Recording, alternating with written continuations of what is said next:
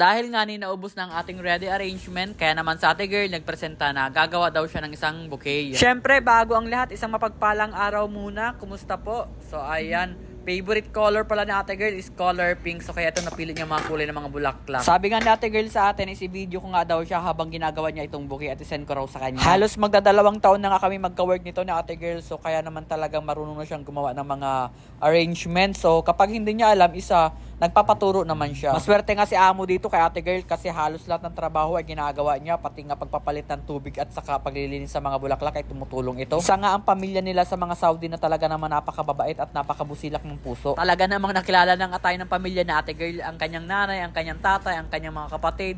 Pati nga ang auntie at uncle, kilala na rin tayo. Sa totoo lang, napakaswerte nga natin naging katrabaho natin sa ate girl. So, biruin mo ba naman yung sa makakahanap ng parents na nagpapabaon pa ng pagkain para sa ka-work niya, di ba? Naku, minsan nga may pag-grocery pa ang mother at father niya sa atin. Kapag nagkataon pa nga, may mga pagulay pa, talagang kumpleto ricados pa. O di ba, ito ng finished product ni ate girl. So, talagang napakaganda ng kulay.